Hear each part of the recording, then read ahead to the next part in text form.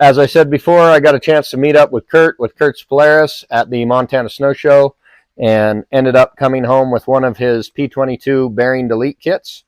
The first part to that kit is the stub shaft on the end, which is threaded to the puller bolts. You've probably seen iterations of this. This is really just a part that takes a little bit of stress off the bolt. This has prevented issues in the past. I think the bolt issue is taken care of, but this is just a little bit of insurance and keeps that clutch together nice and tight. With that comes an adapter for this stub for installation. We're going to torque that to 40 foot-pounds when we're going back together. So a couple pieces there.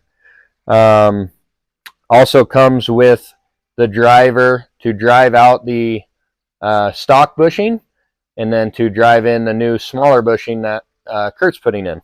So this is the inner sleeve for the bearing delete, as well as the bushing for the movable sheave.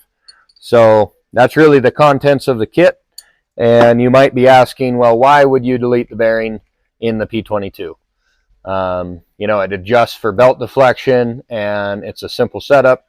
Why do you want to do that? So me personally, I haven't ran the P22 in the backcountry. I have ran a P85 for the last few years, and this will be my first year going to the P22.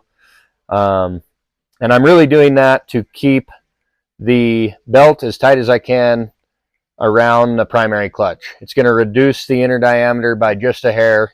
It really lowers the gear in which the sled takes off in. The belt's going to be a little tighter on the inner diameter of the primary and come out a little bit on the secondary. And you know, you will have to put in a deflection adjuster bolt to your secondary clutch and adjust that as the belt wears. But it's really about fine tuning. It's really about clutching.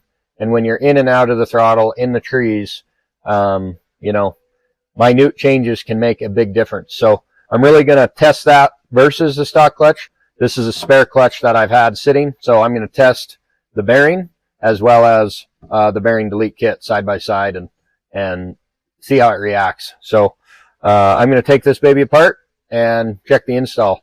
Another highlight to this is if you do want to adjust belt to sheave clearance, all you have to do is machine this down. So if you have 50 thousandths of belt to sheave and you want to take it down to 20, you can take 30 thousandths off this part and adjust belt to sheave clearance. So really cool kit, really excited to see what it does and get it on the snow.